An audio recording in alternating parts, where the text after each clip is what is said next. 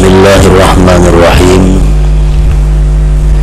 Alhamdulillahilladzi amarana bisidqi wassadaqah wa nahana 'anil bukhli wal khiyanah.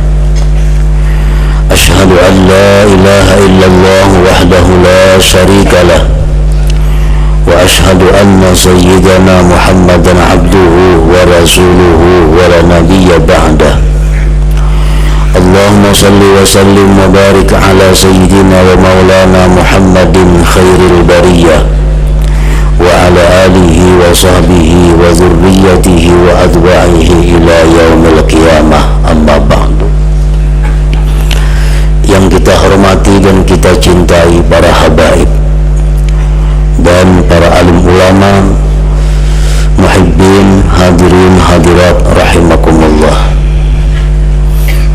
Puji dan syukur selalu kita haturkan kehadirat Allah Subhanahu wa ta'ala yang memberikan kita kesehatan, kelapangan, taufik dan hidayah serta berbagai anugerah lainnya, sehingga kita pada malam ini dapat kembali berkumpul bersama-sama di majelis yang penuh berkah ini. Salawat dan salam kita haturkan kepada junjungan kita Nabi besar Muhammad sallallahu alaihi wasallam dan kepada seluruh keluarga, para sahabat, zuriat dan pengikut beliau sampai hari kiamat nanti. Para muhibbin rahimakumullah, al-hadithus sadis wal ishrun, hadis yang ke-26. An Abi Hurairah radhiyallahu anhu qala qala Rasulullah sallallahu alaihi wasallam, kullu sulama minan nas alaihi sadaqah kulla yawmin tatlu'u bihi syams ta'dilu baina itsnaini sadaqah wa tu'inu ar-rajula bidabbatihi fatahmiluhu 'alayha aw tarfa'u lahu 'alayha mata'ahu sadaqah wal kalimatu at-tayyibatu sadaqah wa bikulli khatwatin tamshiha ila as-salati sadaqah wa tumitul adza 'anit tariqi sadaqah. Rawahul Bukhari wa Muslim. Dari Abi Hurairah radhiyallahu anhu, beliau berkata, bersabda Rasulullah sallallahu alaihi wasallam, tiap-tiap persendian dari manusia dituntut atasnya bersedekah pada tiap-tiap hari. Di dalam riwayat hadis yang lain disebutkan bahwa manusia itu mempunyai 360 persendian.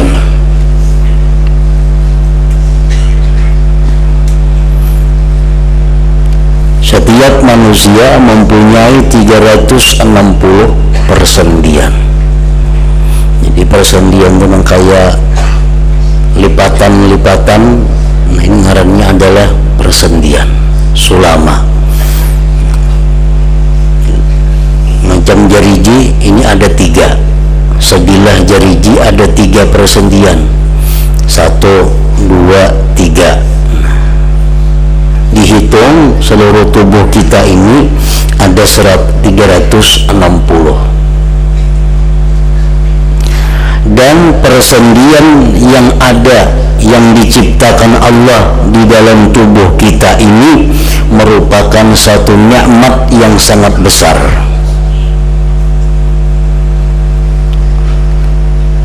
Kita bisa membayangkan bagaimana sulitnya kita bergerak andai kata kita tidak punya persendian.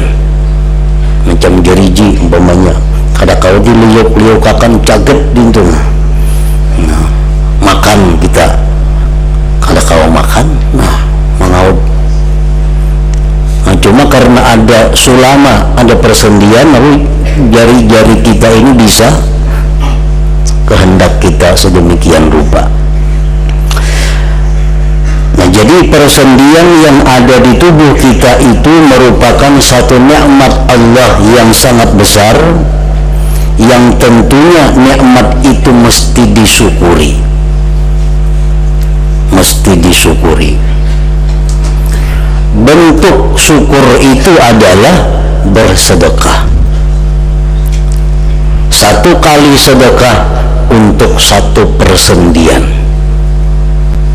Jadi kita hendaknya bersedekah dalam sehari itu 360 kali bersedekah, agar kita mensyukuri persendian-persendian yang diciptakan Allah di dalam tubuh kita ini.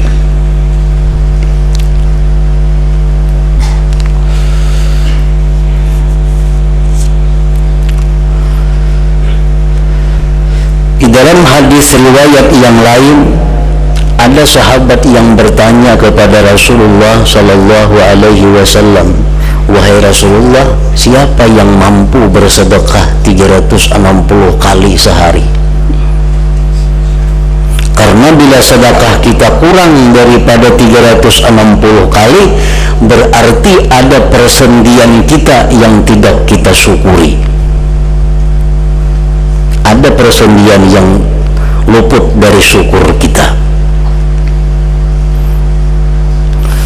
Rasulullah sallallahu alaihi wasallam menyatakan, "Ta'dilu bainas naini sadaqah." Kamu mendamaikan antara dua orang yang bertengkar. Kamu mendamaikan antara dua orang yang bermusuhan. Itu adalah sedekah. Jadi sedekah yang dimaksud di sini bukan hanya sekedar memberi sesuatu kepada orang lain, tetapi bermacam-macam bentuk sedekah itu sebagai wujud daripada syukur kita terhadap persendian yang dijadikan Allah di dalam tubuh kita ini.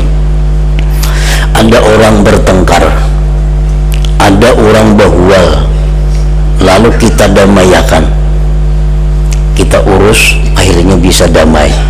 Nah, mendamaikan dua yang berperkara itu adalah dianggap sedekah. Bahkan Rasulullah sallallahu alaihi wasallam pernah menyatakan, "Afdalus sadaqah islahu dzatil bain." Paling abdal sedekah itu, kata Rasulullah, adalah mendamaikan orang yang bertengkar. Bila kita mampu mendamaikan orang yang bertengkar, berarti kita melakukan satu sedekah yang sangat besar nilainya, yang sangat abdal. Di dalam hadis lain Rasulullah sallallahu alaihi wasallam bersabda lagi tentang mendamaikan dua orang yang bertengkar atau bermasalah. "Man aslaha bainan nas aslahallah amrah." Barang siapa yang mendamaikan antara manusia, ini ada manusia yang berhual, kita damaikan, kita urus sehingga bisa rukun kembali, bisa damai. Aslahallahu amrahu, Allah akan membaguskan perkara ini orang. Nah, si juru damai ini dijamin bahwa perkaranya akan menjadi bagus. Artinya kehidupannya akan menjadi bagus, baik urusan dunia atau akhiratnya menjadi bagus. Disebutkan di dalam satu hikayat, ada sepasang suami istri yang kedua-duanya ini saleh dan salihah. Yang lakinya orang baik, orang saleh, istrinya pun salihah, perempuan yang baik. Pekerjaan sehari-hari laki bini ini memintal kapas. hasilnya dijual ke pasar, lakunya 1 dirham. 1 dirham itu ditukarakan ke modal, ke kapasnya setengah dirham, setengah dirhamnya untuk biaya di rumah. Itulah kehidupan sepasang suami istri ini setiap hari, memintal kapas karena isuk dijual dapat duit 1 dirham, tukarakan ke modal setengah dirham, ongkos rumah tangga setengah dirham. Itu berjalan sedemikian. Suatu hari laki-laki ini ke pasar membawa kapas, dijual 1 dirham. Setelah dijual 1 dirham, hendak kembali ke rumah membawa kapas dan makanan-makanan di rumah. Si laki ini melihat ada 2 orang yang bertengkar, bahual. Didengarkan mengapa hualnya duit 1 dirham. Jenazah ikam belum bayar lagi hutang non aku 1 dirham. Sudah ku bayari, bahual. Gara-gara 1 dirham. Bahual. Mendengar si laki-laki nang saleh tadi, ngapa nang dihualakan ini nah, nya bapak sudah bayar hutang lawan aku 1 dirham, padahal belum bayar. Ujarnya sudah bayar. Nah ikam berdamai aja, kau ganti 1 dirham itu. Nah 1 dirham ikam damai, berdamailah nang bertengkar tadi karena ada duit 1 dirham dibayariakan oleh laki-laki yang saleh tadi. Balik ke rumah laki-laki ini tangan kosong. Napa jarang bini kalau ada bawaan, rajin ada yang bawa kapas, ada yang bawa makanan. Ujian laki duit habis. 1 dirham itu kugunakan untuk mendamaikan 2 orang yang berperkara. Berhubung nang bini ini orangnya salihah, bersyukur. Jakanya kada salihah itu bisa sarik tuh di rumah, boleh kadang bawa napa-napa. Ini istrinya salihah, bersyukur.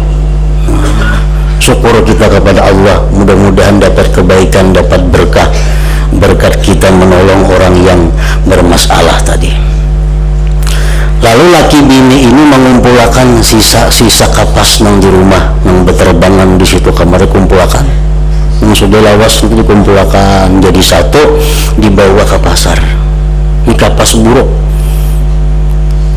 jual sini orang kada hakun nukari 1 dirham itu, jual sini kada hakun nukari, jual sini kada hakun nukari, bulik. Di tengah jalan lewat ada orang berjual iwak. Iwaknya buruk, kada sing payuan juga. Nah baikkan kabar aku berjual iwak, nah ada sing payuan iwakku buruk. Aku berjual kapas juga, ada sing payuan kapas bahari. Jadi di tukang iwak kita berhuruf lagi saudara, nah kita hurupakan di jam kapas ini aku, nah berhuruf. Bulik si laki-laki yang ke rumah membawa iwak yang sudah buruk tadi. Bulik ke rumah, sampai di rumah diterima oleh nang bini iwak yang sudah buruk tadi, disuruh disiang. Begitu dibelah perut iwak tadi, sekali dalamnya ada permata. Di dalamnya ada permata. Ini keajaiban Allah Subhanahu wa ta'ala. Dalamnya ada berlian. Kemudian berliannya diambil oleh si laki, dibawa ke pasar. Ditawar orang 120.000 dirham. 120.000 dirham itu kalau dirupiahkan kira-kira 720 juta. Bulik ke rumah ngalaki hibak tas semua duit 720 juta, kada sedikit duit. Mobil sampai di rumah, padahal kan lawan ini berlian untuk payungnya 720 juta. jangan bini kita bersyukur kepada Allah Subhanahu wa ta'ala. Kemudian tidak berapa lama datang seseorang. Orang ini datang hendak minta duit. Tahu pada cair rumah nih, tahu. Datang hendak minta duit. Jadi berunding laki bini berapa yang sedang memberi. Hasil kesepakatan kita berikan separuh. Berapa separuh? 360 juta hitungannya. Unjuk separuh, diterimanya oleh nang minta tadi. Begitu diterima, berjalan beberapa langkah nang menerima ini berbulik pulang. Nah, duit kok kada jadi minta. Aku adalah malaikat yang diutus Allah Subhanahu wa ta'ala untuk menguji keimanan engkau dan kesyukuran engkau. Dan atas perilaku engkau yang dahulu itu membaguskan dua orang yang bertengkar, Allah berterima kasih kepada engkau. Nah, ini sebagai pembuktian bahwa sabda Rasulullah sallallahu alaihi wasallam, man aslaha bainan nas aslahallah amrah. Orang yang mendamaikan antara manusia, maka Allah akan baguskan perkara ini orang. Allah baguskan kehidupannya, baik urusan dunia atau akhiratnya. Nah, jadi kita keluar biaya, keluar tenaga, pikiran untuk mendamaikan manusia, itu perilaku yang sangat mulia dan Allah sangat berterima kasih kepada perilaku demikian itu. Dalam sebuah hadis Rasulullah sallallahu alaihi wasallam bersabda, "Afdalun nas indallah yaumal qiyamah al-muslihun bainan nas." Paling afdal manusia di sisi Allah pada hari kiamat orang yang mendamaikan di antara manusia itu. Nah, para muhibbin rahimakumullah. Jadi mendamaikan antara manusia yang bertengkar itu sedekah, bahkan paling afdal sedekah. Wa tu'inur rajula fi dabbatihi fatahmiluhu 'alayha aw tarfa'u lahu 'alayha mata'ahu sadaqah. Engkau menolong seseorang pada tunggangannya, engkau bawa dia, engkau tanggung dia atas tunggangan itu, atau engkau angkatkan bagi dia atas tunggangan itu barang-barangnya, itu sedekah. Orang hendak naik ke kendaraan, kita naikkan, kita bantu, atau ada barang bawaannya kita angkatakan ke kendaraannya, itu adalah sedekah. Wal kalimatut thayyibah, kalimat yang baik, kalimat yang baik adalah sedekah. Bahkan telah dijelaskan oleh Rasulullah sallallahu alaihi wasallam bahwa 100 kali kita membaca subhanallah lebih baik daripada bersedekah 100 kuda fisabilillah.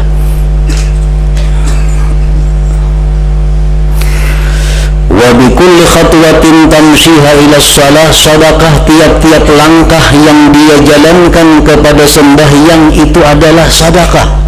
Kita berjalan menuju masjid, langkah-langkah kita tuh selangkah dihitung sedekah.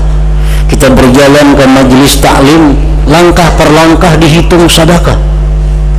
Kita melangkah untuk silaturahmi, langkah per langkah dihitung sebagai sedekah.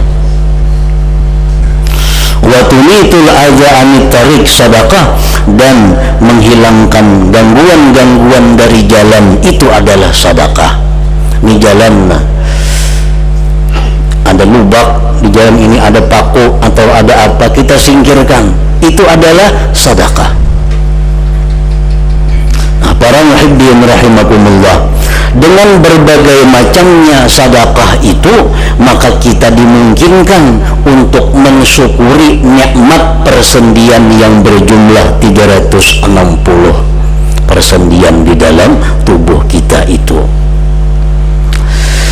Di dalam hadis yang lain Rasulullah sallallahu alaihi wasallam menyebutkan, andai kata tidak ada sesuatu yang disedekahkan, lalu kita sembahyang sunat duha 2 rakaat, maka salat sunat duha 2 rakaat itu berfungsi sekaligus untuk mensyukuri seluruh persendian yang ada di dalam tubuh kita. Itu rahasia Allah apa yang ada di dalam sembahyang sunat duha 2 rakaat. Bila kita sembahyang duha 2 rakaat, berarti kita sudah mensyukuri seluruh persendian yang ada dalam tubuh kita yang kita dituntut untuk mensyukurinya.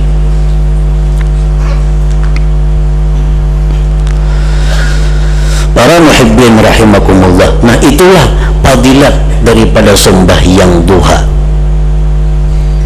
Andai kata kita kada kau bersedekah, kada kau banyak membaca tasbih, kada kau membantu orang, tapi kita sudah sembahyang duha 2 rakaat, itu sudah cukup untuk mensyukuri persendian-persendian yang ada di dalam tubuh kita ini.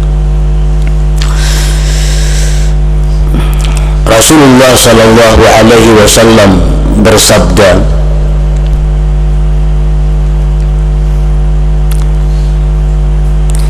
in sallaita duha rak'ataini lam tuktab minal ghafilin.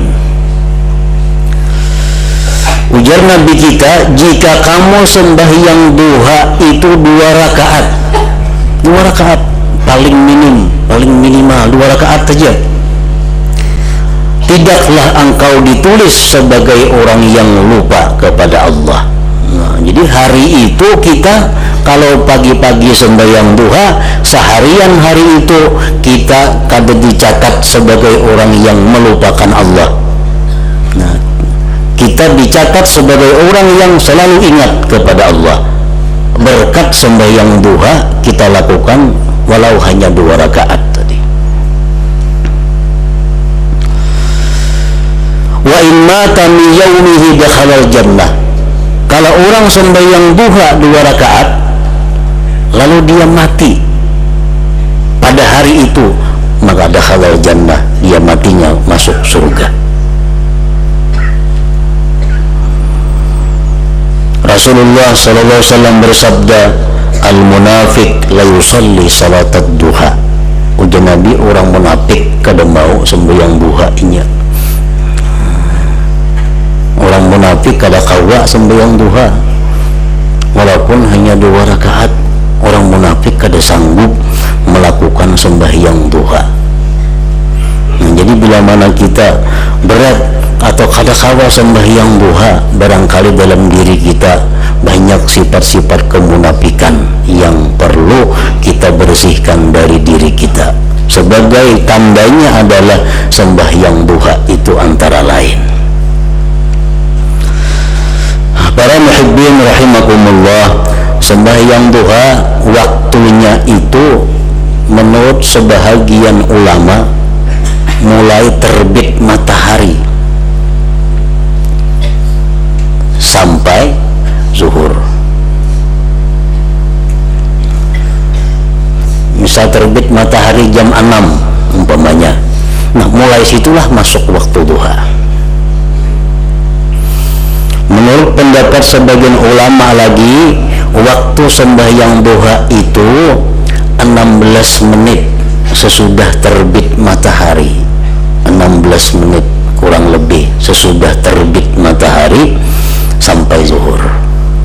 Itu waktu sembahyang duha. Namun sangat dianjurkan kita melaksanakan sembahyang duha itu di tengah-tengah antara subuh dan zuhur, supaya siang itu kita bagi 4 dengan jarak waktu yang kurang lebih.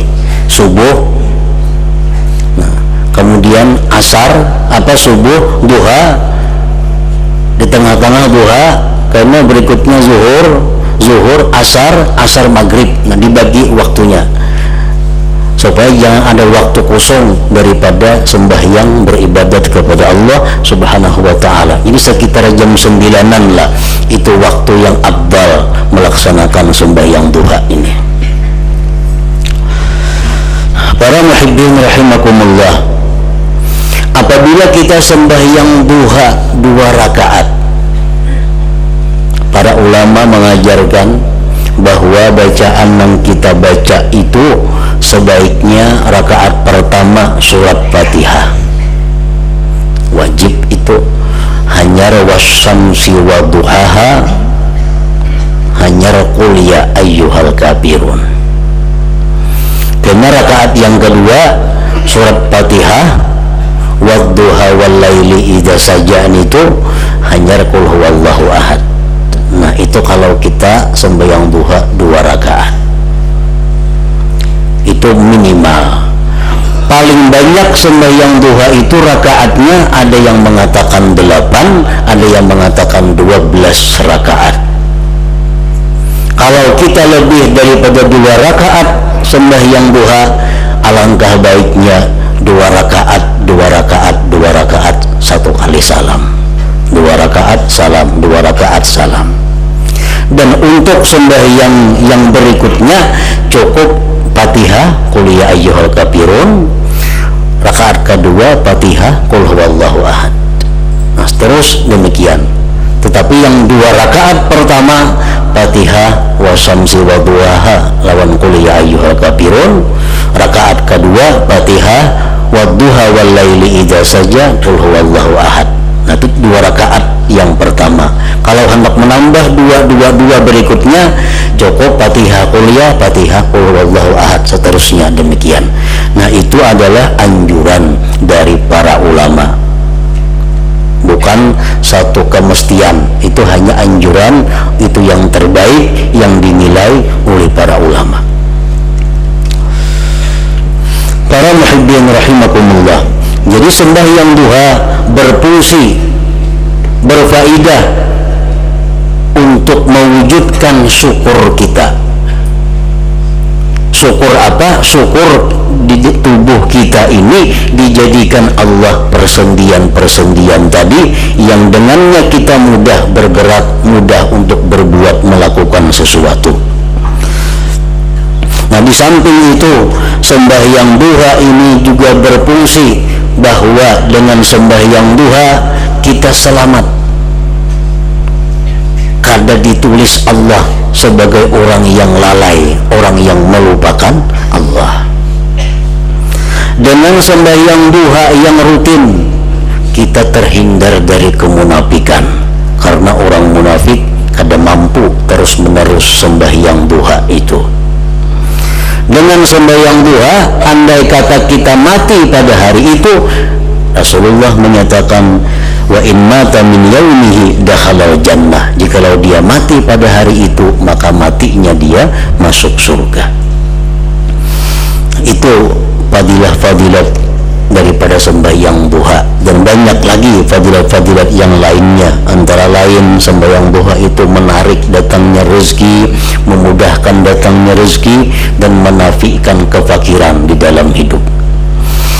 Para muhibbin rahimakumullah, yang penting bagaimanapun faedahnya sembahyang duha itu, kita memohon kepada Allah agar kita diberi hidayah, diberi taufik, supaya bisa terus menerus mudawamah untuk melakukan sembahyang duha ini, walaupun dengan sekurang-kurangnya 2 rakaat tadi.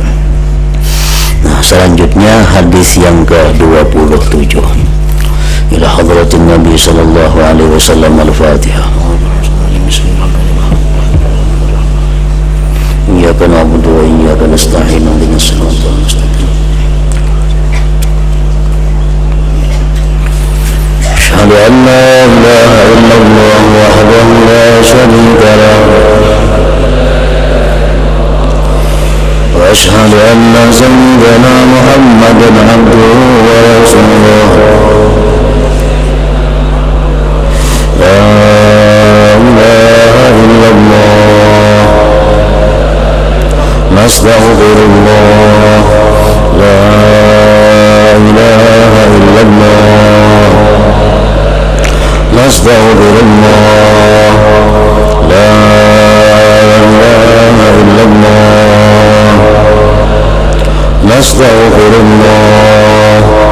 La ilaha illallah, ونتوب إلى الله لا إله إلا الله محمد رسول الله صلى الله عليه وسلم ويا أيها الرجل منه شفاعة صلوا عليه وسلموا تسليما اللهم صل وسلم وبارك عليه